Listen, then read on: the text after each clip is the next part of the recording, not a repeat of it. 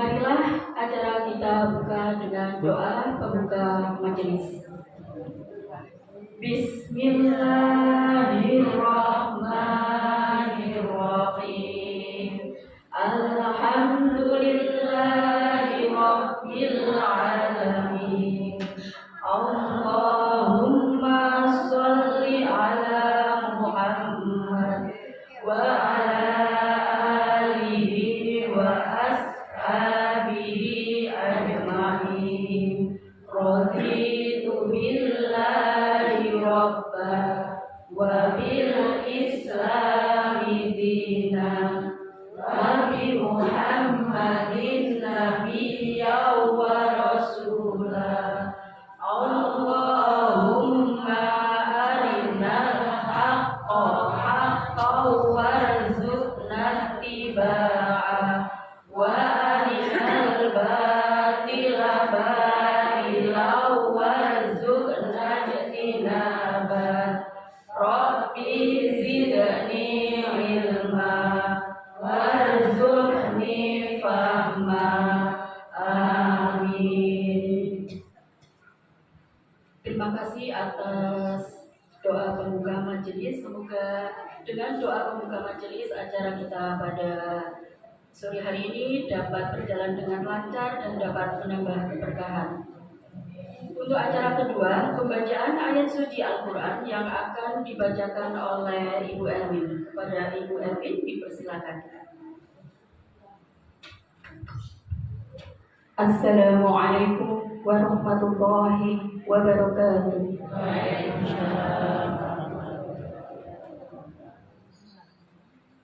A'udzu billahi minasy syaithanir rajim. Bismillahirrahmanirrahim.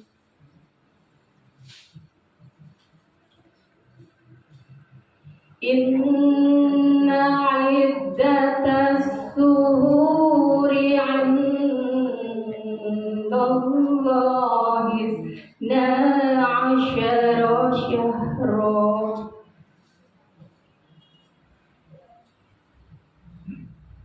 isna 'asyara syahran fi kitabillahi yawma khalaqas samawati wal ard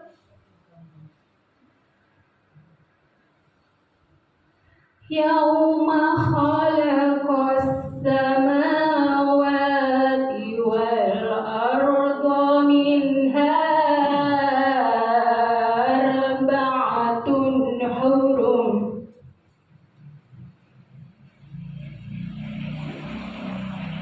dzalika dinul qayyim fala tadlimu fihinna anfusakum wa qatilul musyrikina kaffatan kama yuqatilunakum kaffah wa'lamu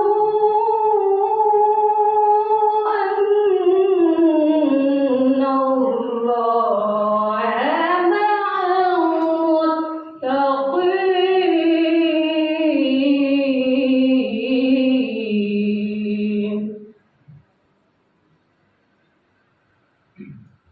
wa'lamu annallaha ma'al muttaqin.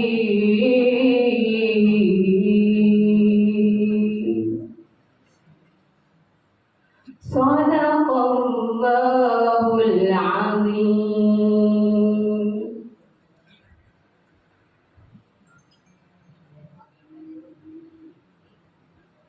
Terjemahan Quran surat At-Taubah ayat 36. Aku berlindung kepada Allah dari godaan syaitan yang terkutuk. Dengan menyebut nama Allah yang Maha Pengasih lagi Maha Penyayang.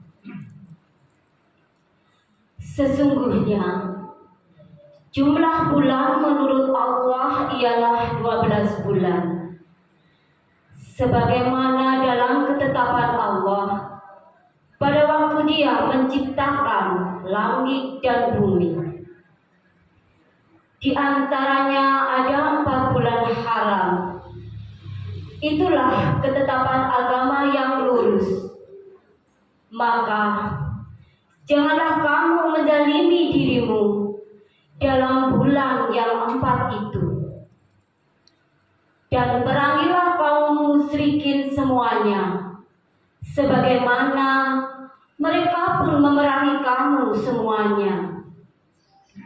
Dan ketahuilah bahwa Allah beserta orang-orang yang bertakwa.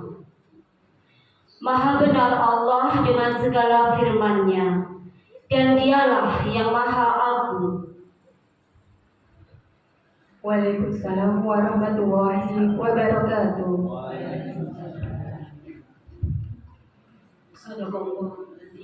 Demikian tadi pembacaan ayat suci Al-Quran. Semoga dari ayat-ayat yang kita dengarkan membawa manfaat bagi kita semua. Untuk acara ketiga, sambutan Ketua Pengajian Al-Humairah kepada Ibu Nur Fatah dipersilakan.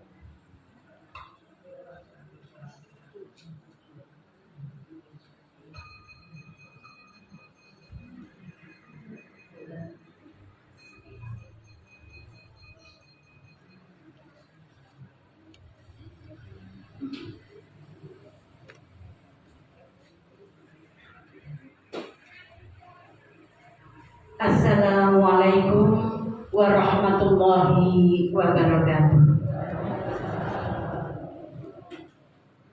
Bismillahirrahmanirrahim. Alhamdulillahirabbil alamin. Walladzi arsala rasulahu bil huda wa dinil haqq liyudhhirahu 'ala dini kullihi wa kafa billahi shahida. Asyhadu an la ilaha illallah wahdahu la syarika lah wa asyhadu anna Muhammadan abduhu wa rasuluh. Allahumma sholli ala Muhammad wa ala alihi wa ashabihi ajma'in. Rabbi shrah li sadri wa yassir li amri wahlul 'uqdatam min lisani yafqahu qawli. Amma ba'du.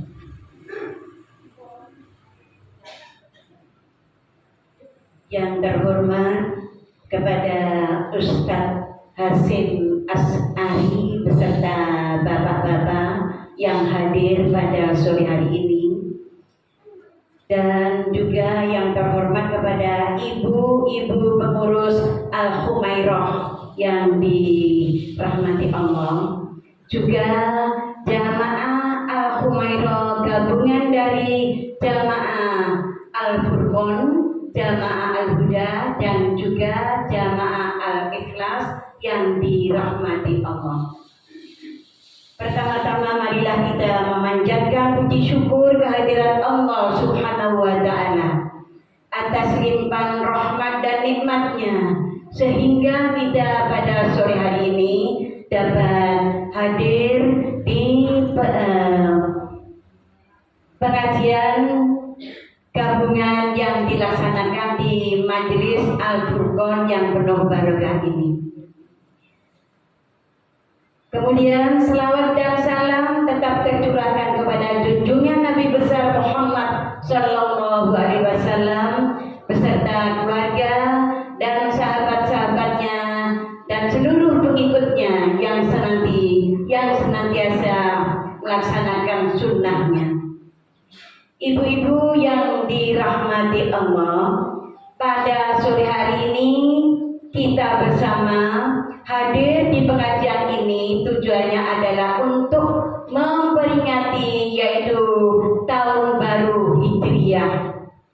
Kami mohon maaf yang pada sore hari ini kita memperingati yaitu tahun baru Hijriah walaupun agak terlambat. Sekarang insya Allah kalau tidak salah tanggal 21 Muharram.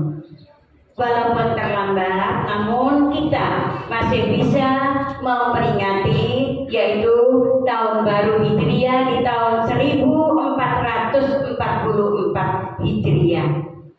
Dan alhamdulillah pada bulan ini kita bersamaan dengan yaitu perayaan peringatan kemerdekaan Republik Indonesia yang ke-77 yang berada di bulan Agustus, juga termasuk tahun baru Hijriah awal Agustus. Mudah-mudahan negara kita tercinta ini menjadi negara yang baldatun thayyibatun wa rabbun ghafur, dan juga mudah-mudahan kita bangsa Indonesia diselamatkan, yaitu diberi rasa nyaman dan aman oleh Allah Subhanahu wa Ta'ala. Ibu-ibu yang dirahmati Allah, pada sore hari ini selain kita nanti mendengarkan tausiah dari Ustaz Hasyim Asy'ari, nanti kita juga ada kegiatan yaitu pemberian santunan kepada insya Allah 16 anak yatim dan duafa. Yang ini adalah terdiri dari anak-anak Masjid Al-Furqan, juga Al-Huda, juga Al-Ikhlas. Di dalam bulan Muharram ini memang kita biasanya dibiasakan istilahnya untuk mengelus kepala anak-anak yatim. Namun bukan itu yang kita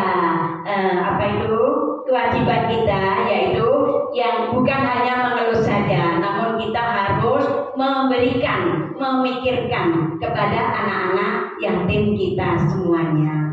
Insya Allah hal ini juga sudah kami laksanakan di Masjid Al-Huda. Kami tiap bulan di Masjid Al-Huda yaitu memberikan santunan setiap bulannya kepada 30 anak. Alhamdulillah. Mudah-mudahan nanti bisa bertambah terus, ya. Alhamdulillah. Saya kira hanya itu Bu yang bisa kami sampaikan. Akhirul kalam, wabillahi taufiq wal hidayah. Wassalamualaikum warahmatullahi wabarakatuh.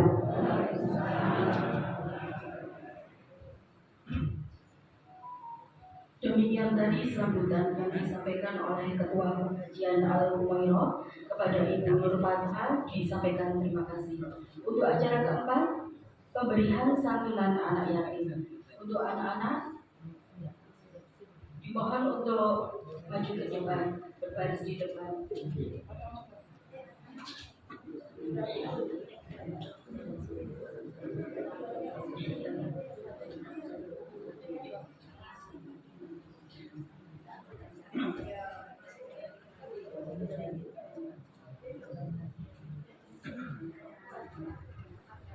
Kepada Ibu Indah, Ibu Nur Fathah, Ibu Hera, Ibu Jumadi, Ibu Bambang, dipersilakan untuk menyerahkan santunan.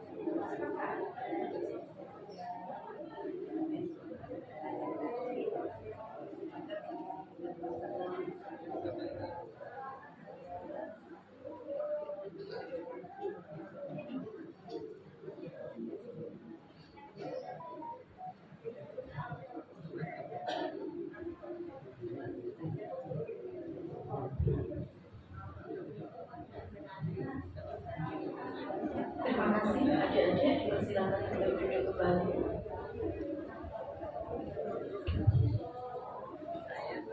Alhamdulillahirabbil alamin, atas izin Allah kegiatan salinan anak yatim berjalan dengan lancar. Semoga yang menerima dan yang memberi mendapatkan ridho dari Allah dan berkah barokah buat kita semua. Amin ya rabbal alamin. Untuk acara kelima, acara inti tausiah yang akan disampaikan oleh Ustadz Hasyim As'ari. Kepada Ustadz Hasyim As'ari dipersilakan.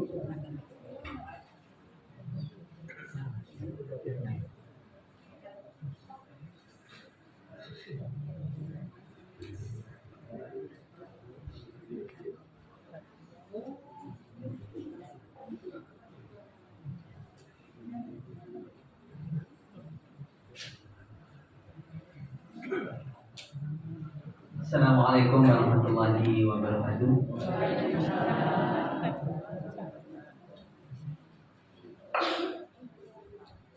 Alhamdulillah alladzi khalaqal mauta wal hayata liyabluwakum ayyukum ahsanu amala. Alhamdulillahilladzi anzala sakinata fi qulubil mu'minin liyazdadu imanan ma'a imanihim. Asyhadu an la ilaha illallah wahdahu la syarika lah. وأشهد أن محمدا عبده ورسوله لا نبي ورسول بعده. اللهم صل وسلم وبارك على نبينا محمد وعلى آله وأصحابه أجمعين. أما بعد فيا عباد الله أوصيكم وإياي بتقوى الله فقد فاز المتقون. وقال الله تعالى في كتابه الكريم أعوذ بالله من الشيطان الرجيم بسم الله الرحمن الرحيم يا أيها الذين آمنوا اتقوا الله وابتغوا إليه الوسيلة وتجاهدوا في سبيله لعلكم تفلحون. وقال يا أيها الذين آمنوا اتقوا الله ولتنظر نفس ما قدمت لغد واتقوا الله إن الله خبير بما تعملون. وقال أيضا يا أيها الذين آمنوا اتقوا الله حق تقاته ولا تموتن إلا وأنتم مسلمون. Yang kami hormati ibu-ibu majelis taklim dari 3 masjid ya, Al-Furqan, Al-Huda, sama Al-Ikhlas. Al-Ikhlas. Bapak-bapak takmir Masjid Al-Furqan yang berada di luar, serta adik-adik, ada Ilman Ari yang saya kenal, yang lainnya belum. Mari pada kesempatan ini kita sama-sama mengaturkan syukur kita kepada Allah Subhanahu wa Ta'ala dengan rasa syukur yang sebenar-benarnya, diiringi dengan getaran hati. Karena manisnya syukur itu kalau syukurnya itu betul-betul diucapkan dari hati. Kenapa kok harus bersyukur kepada Allah Subhanahu wa Ta'ala? Karena kita pada hari ini faktanya tetap ditakdirkan oleh Allah Subhanahu wa Ta'ala sebagai orang-orang yang beriman kepada Allah Subhanahu wa Ta'ala. Maka itu sebuah anugerah yang gak bisa ditukar atau diperjualbelikan dengan apapun. Kalau sampai iman itu kita bawa di penghujung nafas kita yang terakhir kelak, maka itu sungguh suatu anugerah yang gak bisa ditukar dengan apapun nikmatnya. Itu satu. Yang kedua, syaratnya panjenengan bahagia itu mesti beriman. Syaratnya itu mesti beriman. Kalau pengen bahagia betul, maksudnya bahagia yang hakiki ya, bukan bahagia semu karena ada orang mencari kebahagiaan semu. Bahagia betul yang menyejukkan, menenteramkan dalam hati itu syaratnya mesti beriman. Kenapa? Karena Allah Subhanahu wa taala wallahu alladzi anzala sakinah fi qulubil mu'minin. Sakinah itu, ketentraman itu, kebahagiaan itu hanya akan diturunkan kepada hati orang-orang yang beriman. Kalau nggak beriman, ya nggak diturunkan itu ketentraman hati atau kebahagiaan yang sebenarnya. Ada orang yang beriman kelihatannya tidak beriman kelihatannya bahagia, yaitu kelihatannya saja. Tapi hakikat daripada kebahagiaan itu bersumber di dalam hati kita yang memang Allah Subhanahu wa taala yang turunkan, nggak bisa dicari. Jadi anzala sakinah fi qulubil mu'minin. Jadi diturunkannya ketentraman hati, kebahagiaan jiwa ke dalam hati orang-orang yang beriman. Salawat dan salam mari kita sama-sama haturkan kepada Rasul kita Muhammad sallallahu alaihi wasallam dengan penuh cinta dan kerinduan kita kepada beliau. Karena faktanya pada saat ini kita belum bisa memandang wajah beliau. Mungkin ada yang sudah, belum ya. Tidak, siapa tahu ada yang sudah walaupun melalui mimpi. Nanti saya tanya resepnya. Tadi sama-sama pengen gitu, cuman kan belum tersampaikan.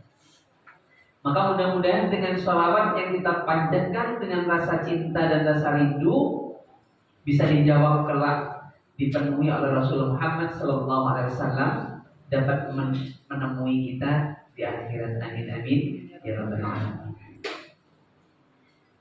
Jujur tadi saya terdetek, jadi terdetek hukum karena saya jarang ngisi pengajian ibu-ibu.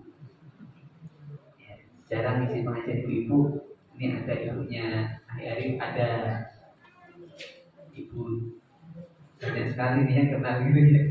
Jadi agak terdetek gitu ya. Agak terdetek. Ya. Gimana tidak terdetek gitu ya. Saya berada di tengah-tengah makhluk yang kelak akan dijuluki ka'annal yaqut wal marjan. Jadi ada makhluk kelak di akhirat di surga ya.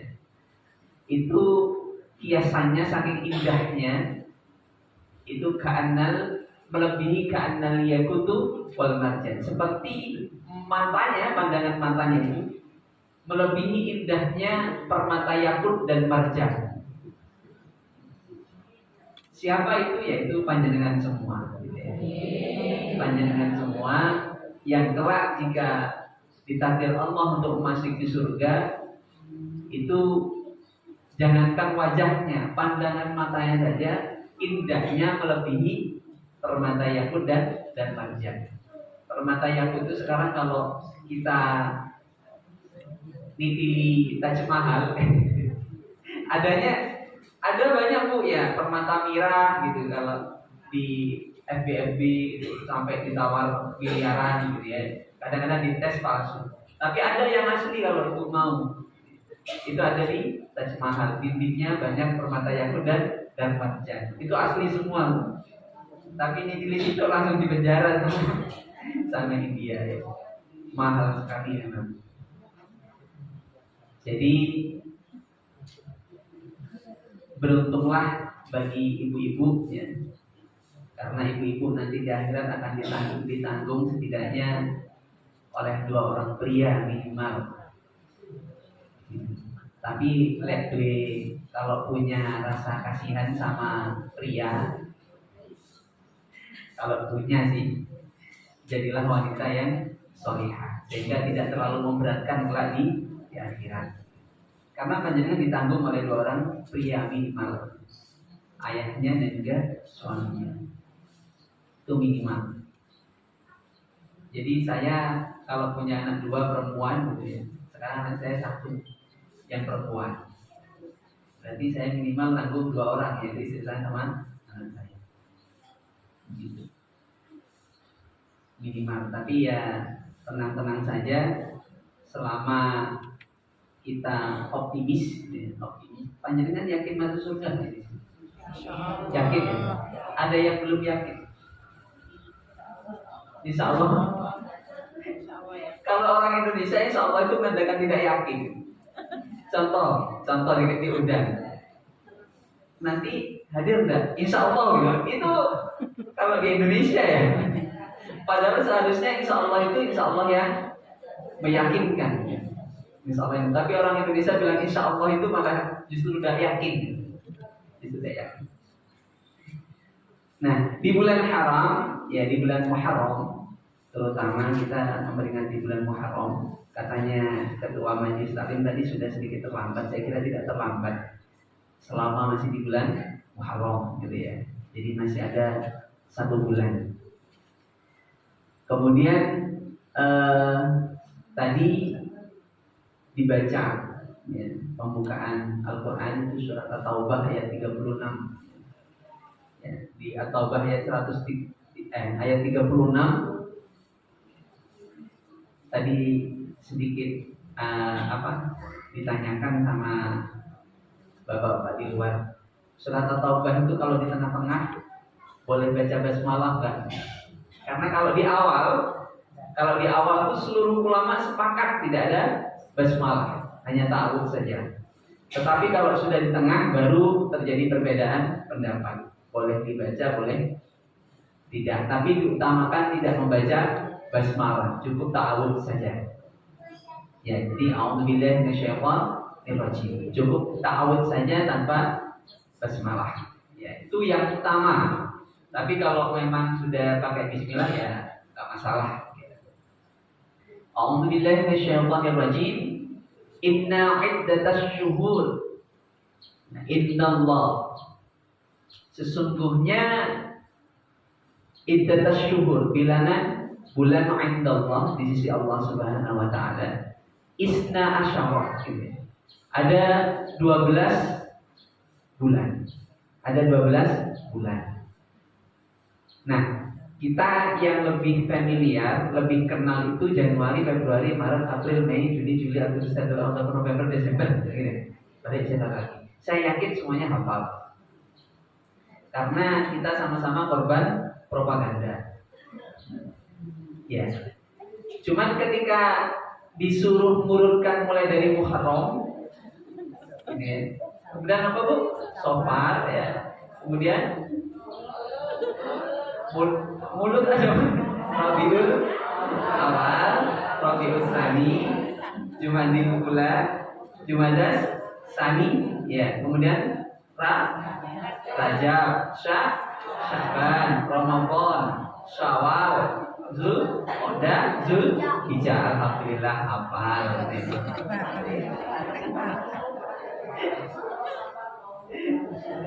Ya. Apalagi Bu Hera, Suro, Safar, Bodoh.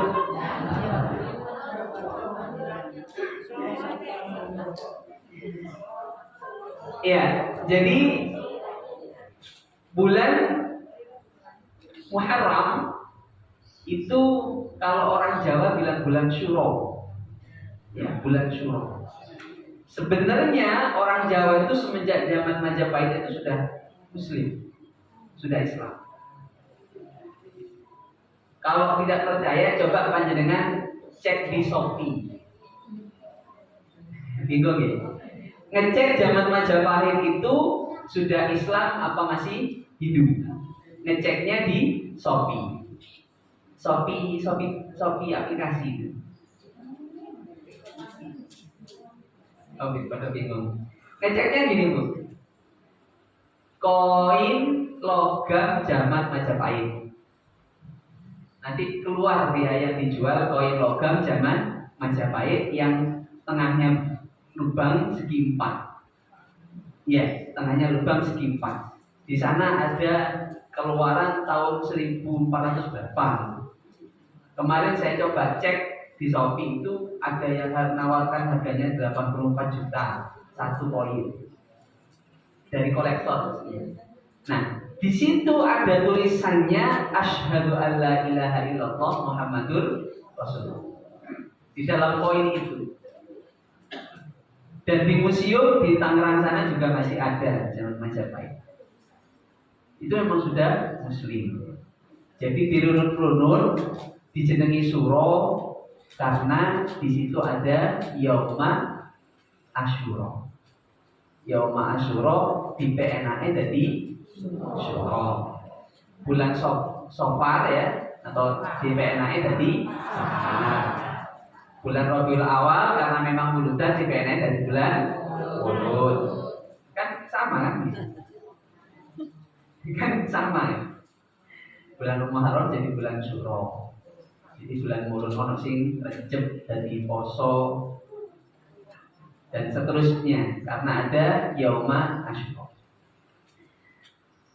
Kemudian jika diteruskan Isna Asyara ya, ada 12 bulan fi kitabillah yauma khalaqas samawati wal ardh, ketika ditetapkan dalam penciptaan langit dan bumi.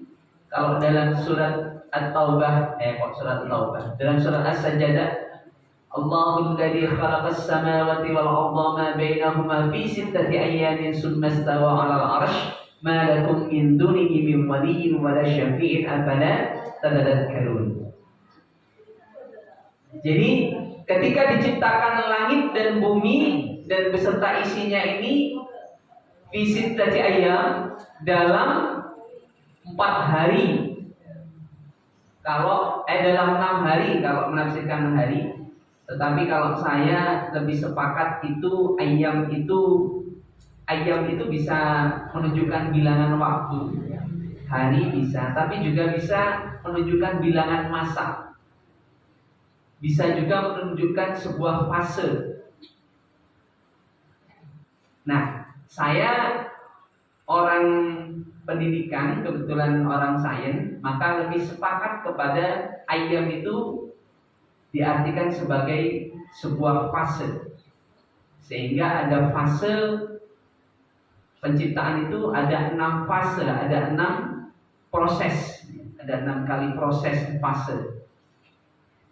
Kalau kemudian ditirukan melalui teori-teori ilmu pengetahuan, ada fase-fase, ada fase nanti pencampuran antara air kemudian senyawa dan lainnya, kemudian menjadi pembulatan, kemudian ada gravitasi yang menarik materi-materi sekitar sehingga memadat membentuk sebuah planet. Maka itu mungkin yang terjadi, tetapi bukan yang mutlak. Kembali lagi, tafsir itu seluruh tafsir tidak ada yang bersifat mutlak. Kembali lagi saya tekankan, ini yang kembali lagi dalam belajar fikih, dalam belajar tafsir, seluruh tafsir tidak ada yang bersifat mutlak.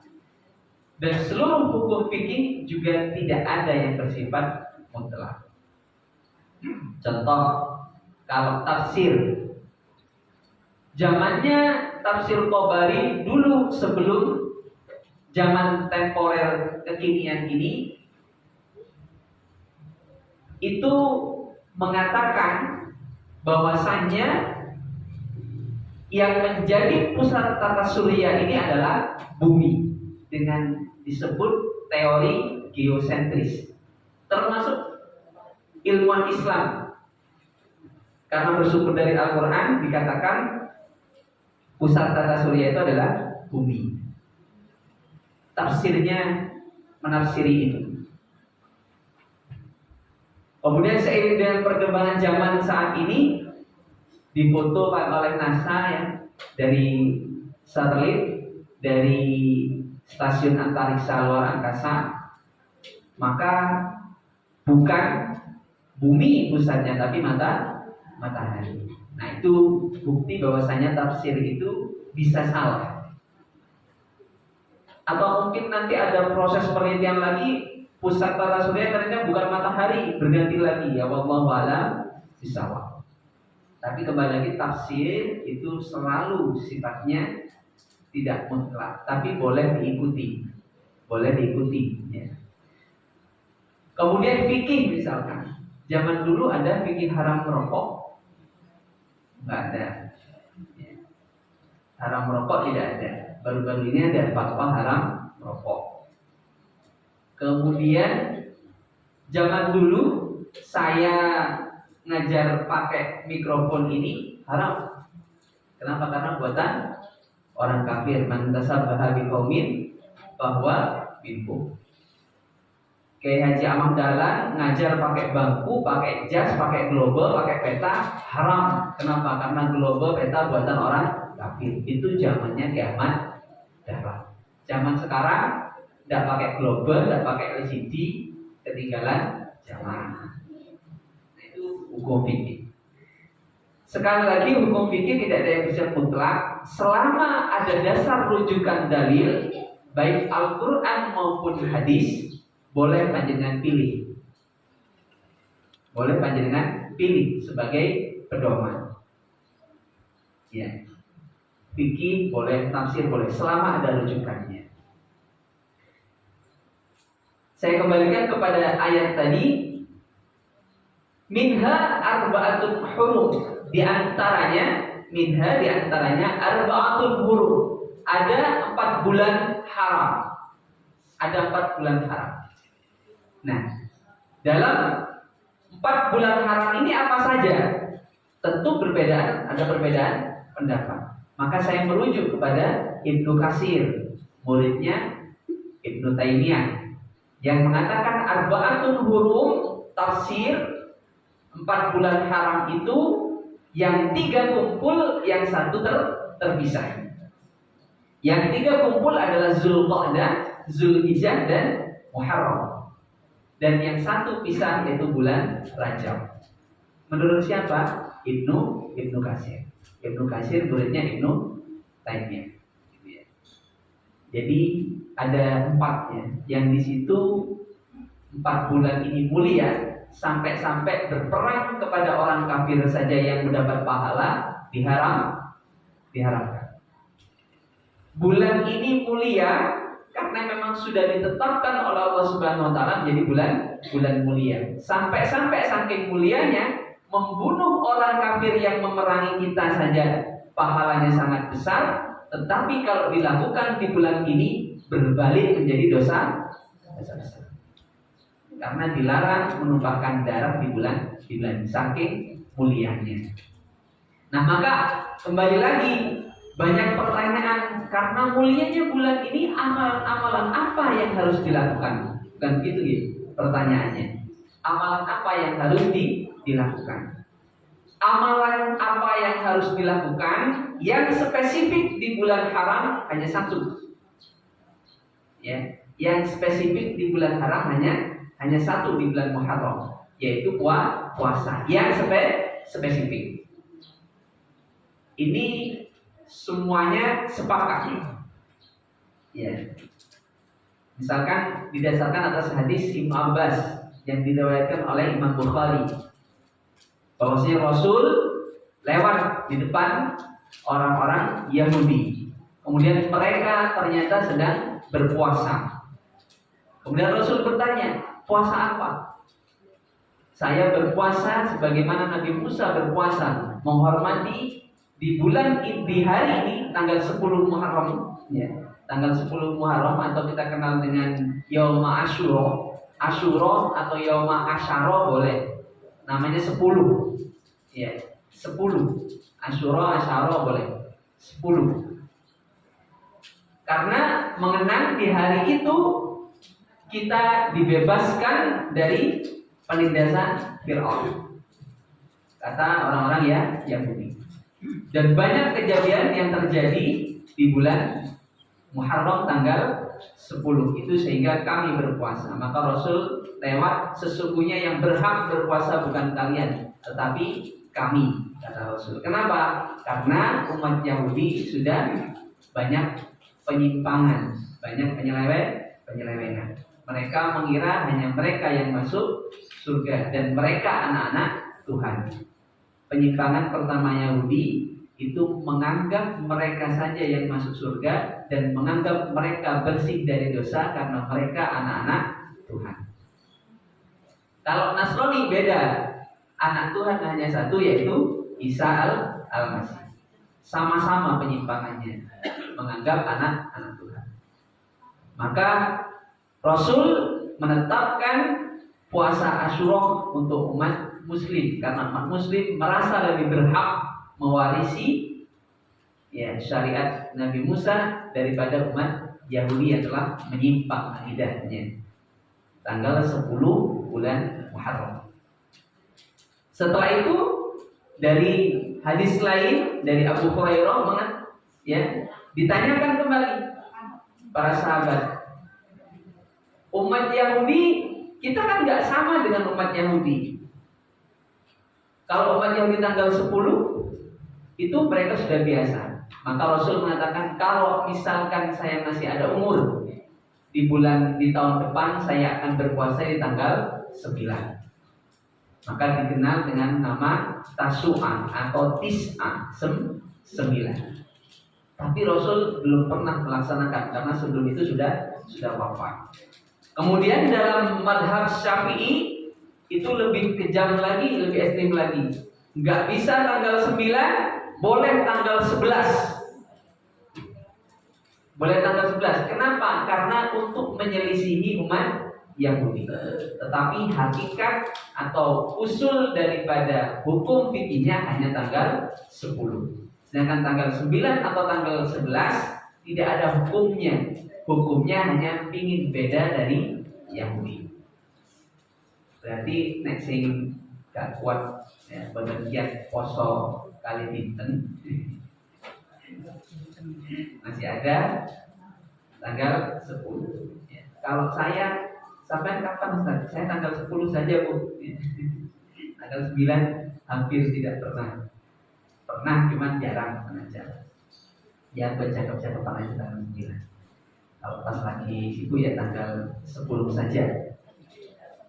Tanggal 10. Nah kemudian anjuran yang lainnya tentu memperbanyak ibadah kepada Allah Subhanahu wa Ta'ala. Karena ibadah sifatnya mutlak. Kemudian ada hadis memuliakan anak yatim itu utama seperti halnya nanti dekatnya dengan Rasul seperti dua jari, maka memuliakan anak yatim. Kemudian ada yang sedekah, ada yang sholat lainnya dikencengin, sholat jamaahnya dikencengin, baca Qur'annya dikencengin, zikirnya dikencengin. Itu bebas-bebas saja, apalagi pilihan. Syariat yang disyariatkan sebenarnya hanya satu saja. Aku kan orang tidak punya. Misalkan saya kan orang tidak mampu, tidak bisa memuliakan anak yatim, tidak bisa bersedekah. Ya mulainya dikencengin. Atau puasa. Puasanya dikencengin. Karena afdal syahr ba'da syahr Ramadan, afdal shauman, paling bagus-bagusnya puasa selain atau setelah bulan Ramadan adalah puasa di bulan haram.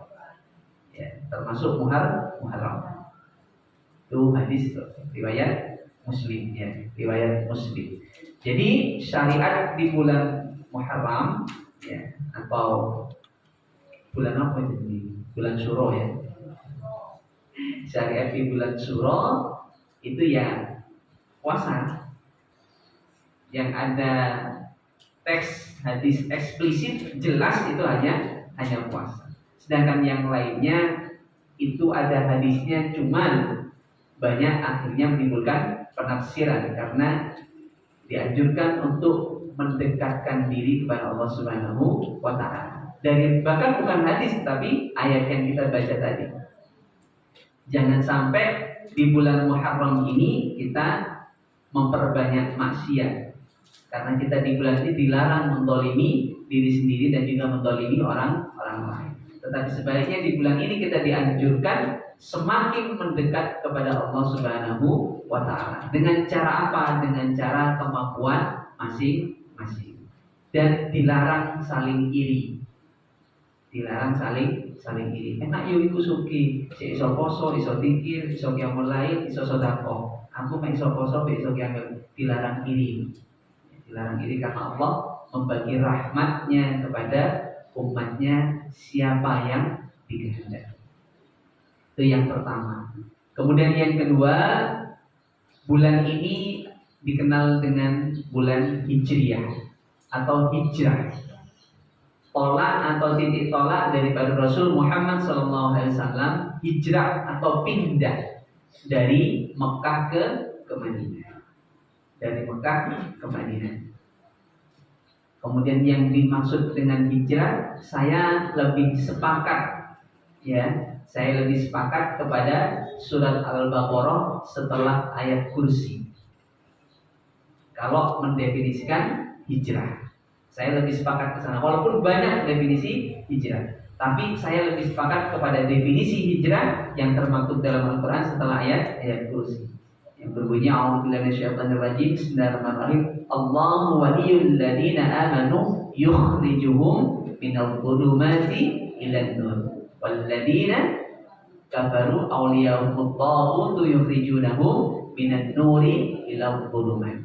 Maka yang dimaksud dengan hijrah, hijrahnya orang-orang yang beriman itu adalah dia hijrah minal dhulumati ilan nur, meninggalkan perbuatan yang awalnya tercela, yang awalnya kurang baik, menjadi perbuatan yang baik, yang diridhoi oleh Allah Subhanahu wa ta'ala. Dan bukan sebaliknya, meninggalkan perbuatan yang sudah terbiasa baik menuju perbuatan yang tidak baik. Maka itu momentum hijrah, ngelus yang tadinya kurang cinta terhadap anak yatim jadi cinta. Ya. Kemudian yang terakhir, ini sebagai spirit,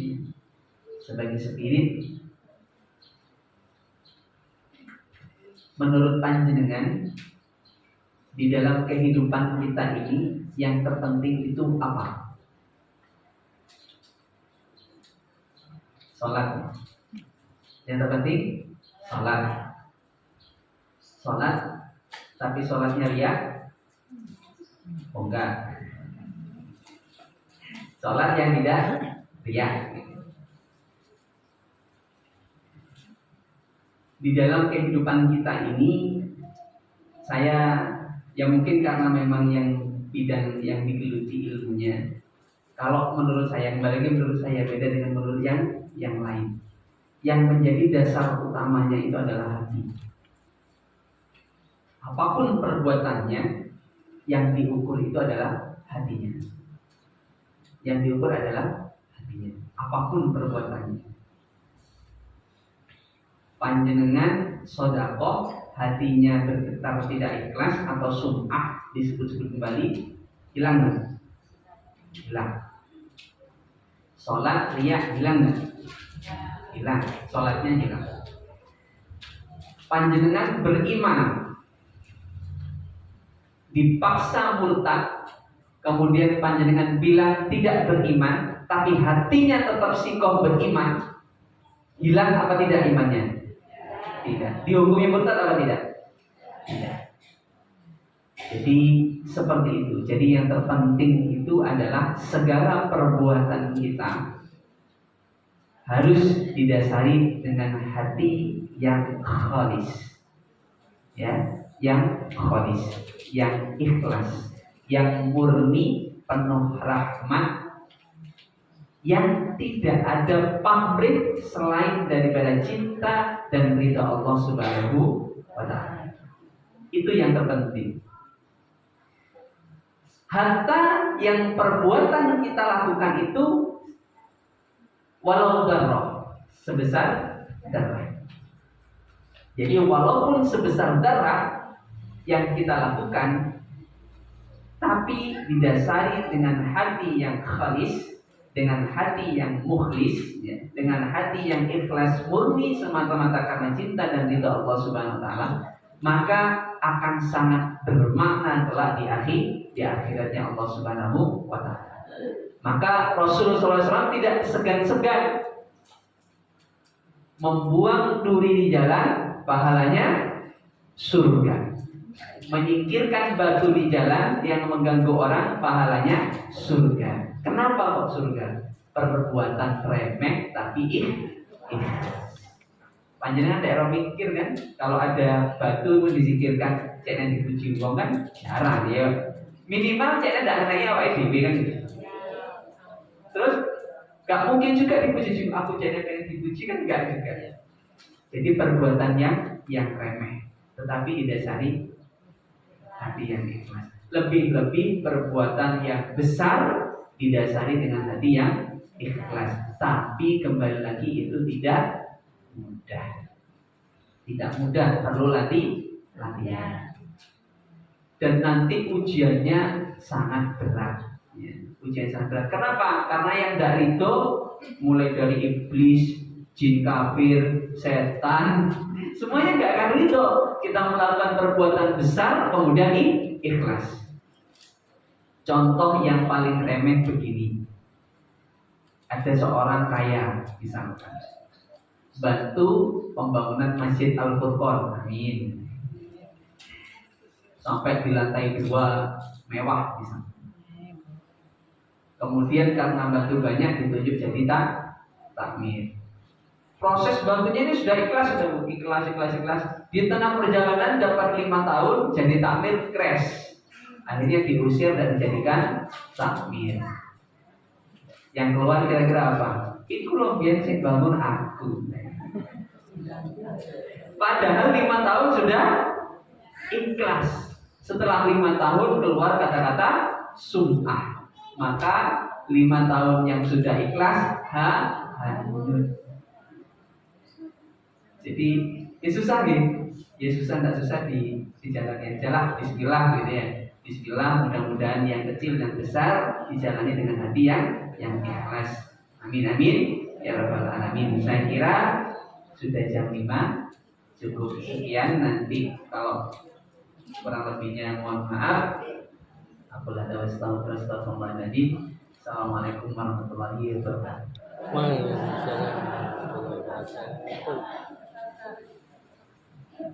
Doa, ada tanya jawab, betul?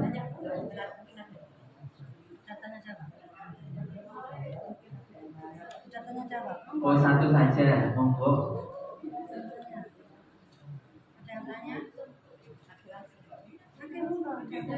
Ibu.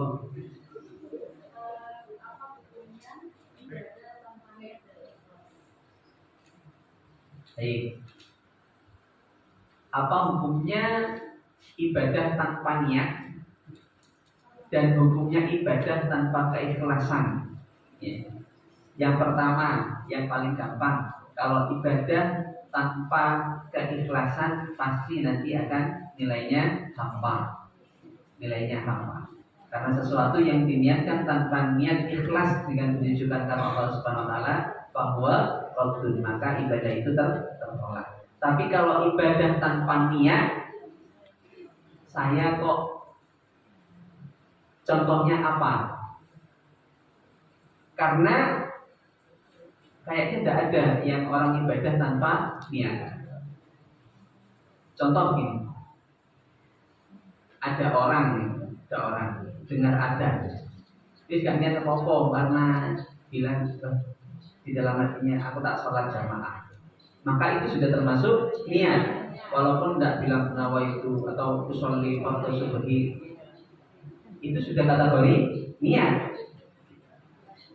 Misalkan aku nek itu rezeki tak berbagi saudara, maka ketika dapat rezeki tahu-tahu sudah spontanitas saja membagi saudara. Nah itu sudah termasuk unsur niat. Karena kecuali melindur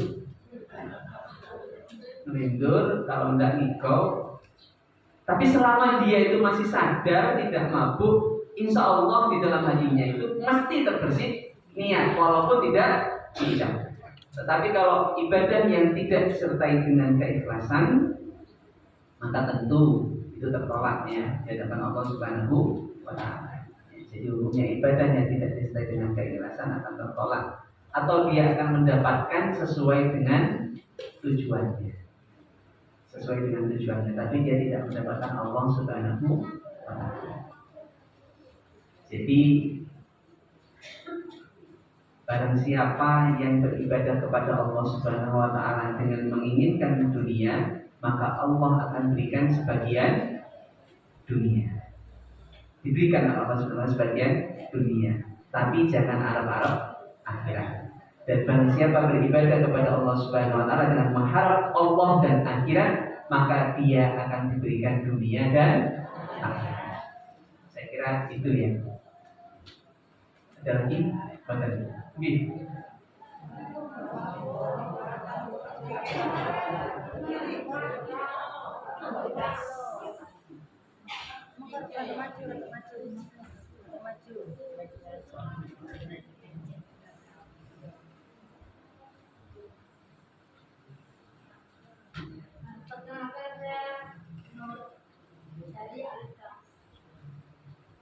Saya mau menanyakan kurang dekat. suatu hari ada seseorang yang mendatangi saya. Mendatangi saya juga. Dan dia menasihati saya juga, kalau dapat rezeki jangan lupa orang tua. Dia bilang itu, insya Allah saya bilang itu. Nah, dia bilang kalau yang utama itu orang tua. Ya, dan sekarang saya bisa menjalani semua itu. Yang saya juga bangga. Dan dia bilang begini, Pak. Kalau anak yatim banyak yang nyumbang, tapi yang utama adalah orang tua. Jangan mengutamakan anak yatim karena mereka yang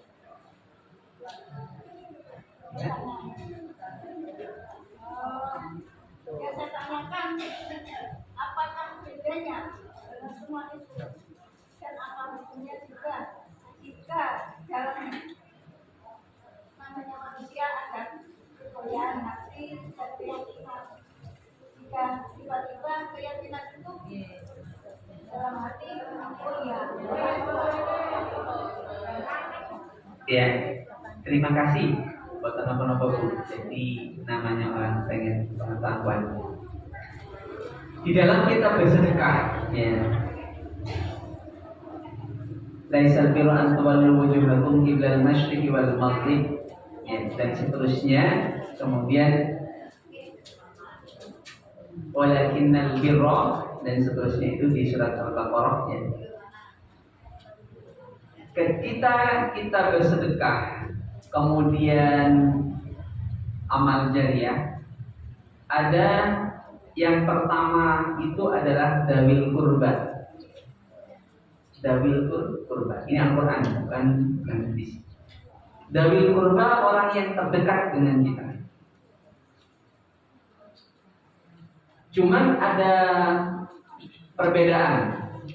Yang dimaksud orang tua itu bukan dawil kurba, tetapi orang tua itu masuk lebih tinggi di atasnya menjadi sebuah kewajiban atau tanggungan.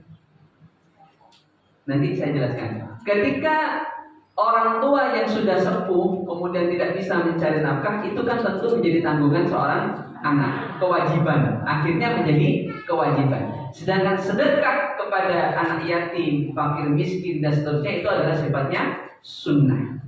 Maka ketika diadu antara kewajiban dan sunnah, tentu yang lebih utama adalah kewajiban. Sama, sholat lain pahalanya sangat besar, tetapi ketika diadu dengan sholat isya, tentu lebih utama sholat isya. Kenapa? Karena sholat isya itu wajib, sholat lain itu sunnah. Menafkahi orang tua itu wajib. Menafkahi fakir miskin, anak yatim dan tetangga yang membutuhkan itu sunnah. Maka utamakan kewajiban. Ketika di kewajiban masih ada sisa, silahkan salurkan ke yang sunnah. Dawil kurba kepada kerabat terdekat, bisa sepupu, ipar, saudara, yang tidak dalam sepenanggungan kita. Tapi kalau dalam sepenanggungan kita itu jadi wajib. Contoh orang tua dan anak, itu wajib hukumnya, bukan sunnah. Orang tua dan anak, istri itu wajib. Dawil kurba wal yatama, dan orang-orang yatim, wal masakin, dan orang-orang miskin. Cuman yatim dan masakin setelah dawil kurba selesai. Jadi kalau ada yatim kemudian di pinggir orang rumah kita, berarti malah double dia, sekaligus dawil kurba sekaligus yatim. Begitu ya. Jadi yang terdekat dawil kurba pada tama wal masakin wasaili nawafir riqab. Dan orang-orang yang meminta karena kekurangan ataupun dia kekurangan tapi tidak meminta. Dan yang terakhir kepada orang yang sedang musyafir yang kekurangan bekal. Jadi itu urutannya. Urutannya seperti itu. Urutan apa? Urutan afdalu, keutamaan. Kalau saya enggak ke dawil kurba langsung ke yatim, boleh enggak? Kan itu pertanyaannya, boleh enggak? Boleh. Monggo. Cuman tidak utama. Bukan berarti kalau langsung itu haram, tidak. Ya, tetapi utamanya mengutamakan dawil kurba, kemudian wal yatama, wal masakin, wasailina wafir riqab dan seterusnya. Begitu ya. Saya kira ini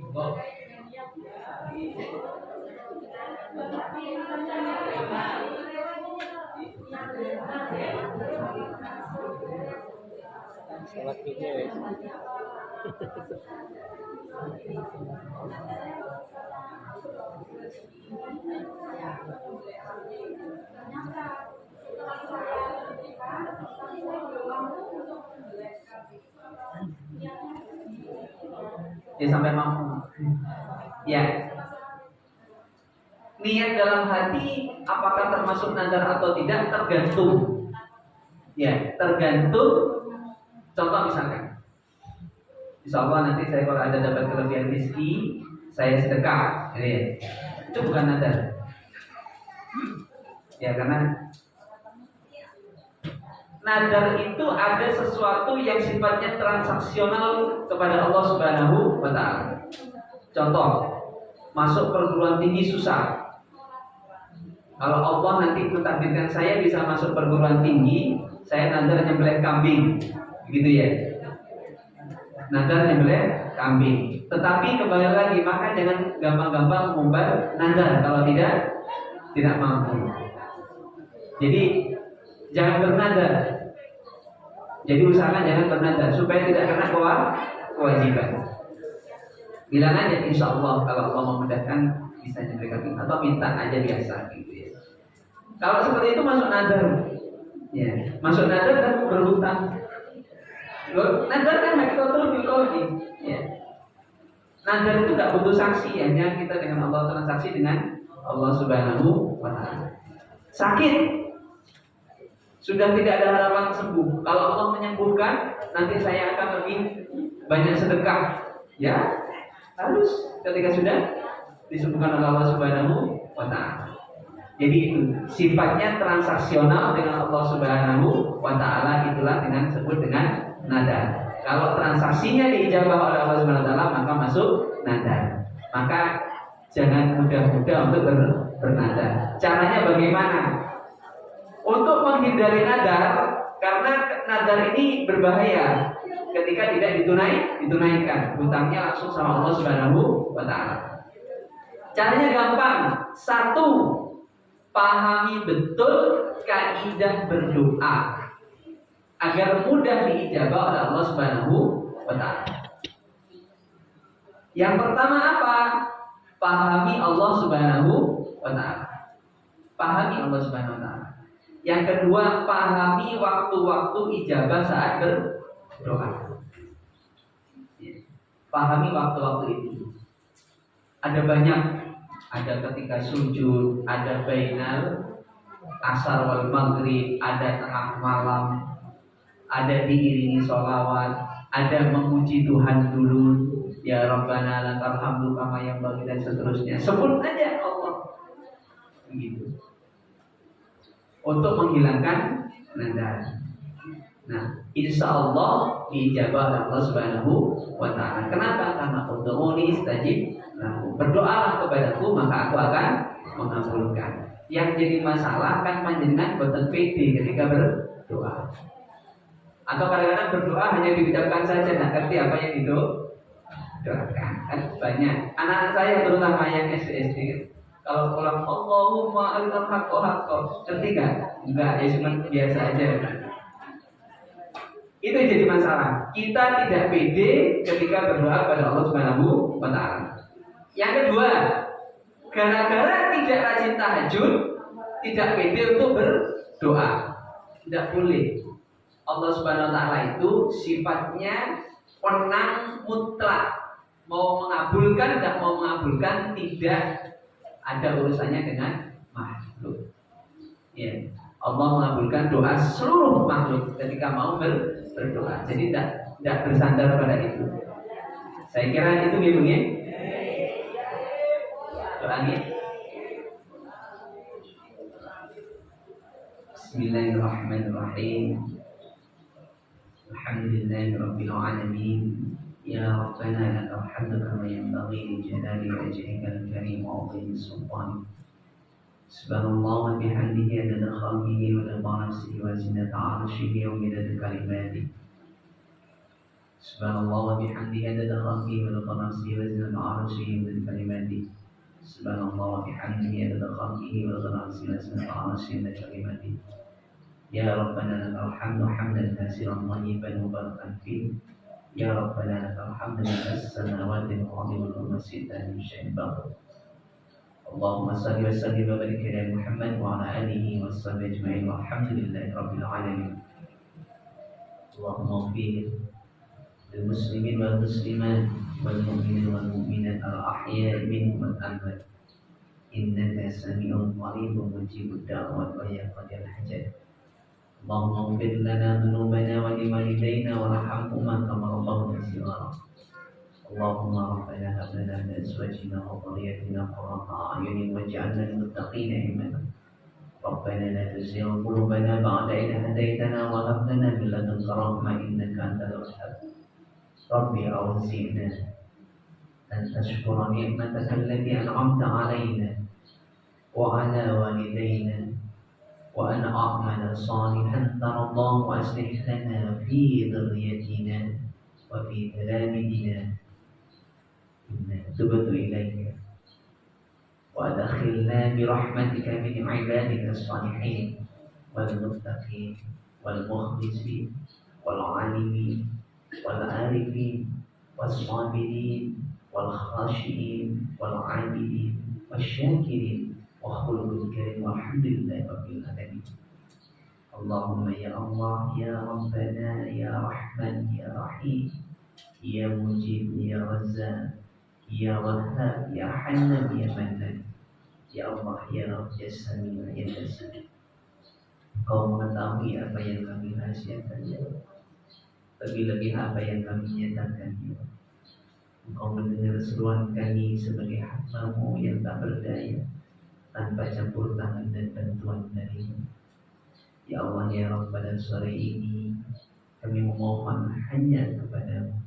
Dengan bantuan Engkau kami memohon bantuan untuk mengikhlaskan hati kami, menundukkan hati kami, melembutkan hati kami, memohon hanya kepada Engkau dan hanya kepada Engkau.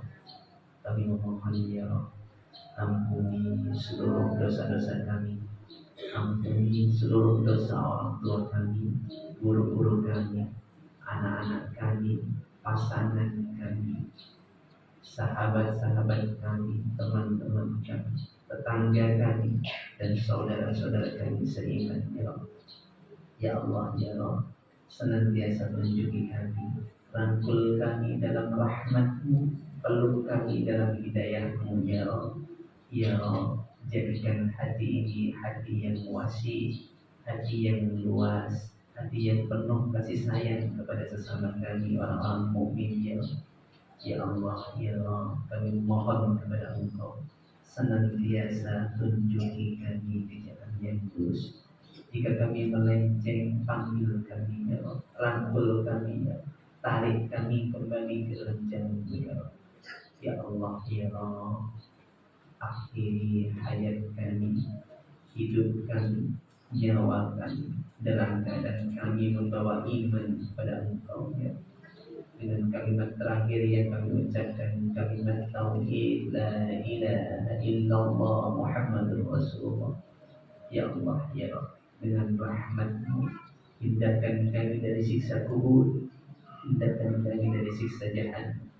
Ya Allah, ya Rabb, masukkan kami dalam surga-Mu dengan rahmat-Mu, sehingga kami telah bisa berjumpa dengan Rasul-Mu dan mampu memandang wajah-Mu seperti hanya memandang bulan purnama kelak di surga.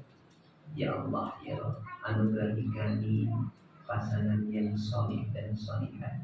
Anugerahi kami anak-anak dan cucu-cucu yang soleh dan solihah. Ya Rabb, kami mohon kepada Engkau sehingga beliau kelak anak-anak kami, pasangan kami mampu menggandeng kami menghadap Engkau di surga-Mu yang ada. Allahumma rabbana atina fid dunya hasanah wa fil akhirati hasanah wa qina adzabannar. Subhana rabbika rabbil izzati amma yasifun. Wassalamu ala mursalin walhamdulillahi rabbil alamin. Assalamualaikum warahmatullahi wabarakatuh.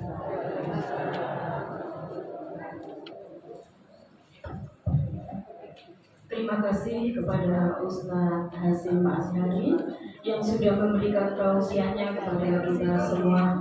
Semoga dari tausiah tersebut dapat memperoleh hikmah dan dapat melaksanakan apa yang sudah beliau sampaikan. Ibu-ibu jamaah pengajian, tibalah kita pada penghujung acara. Marilah acara kita pada sore hari ini kita tutup dengan doa penutup majelis. Subhanakallahumma wa bihamdika asyhadu an la ilaha illa anta astaghfiruka wa atubu ilaik. Alhamdulillahi rabbil alamin. Terima kasih. Wassalamualaikum warahmatullahi wabarakatuh.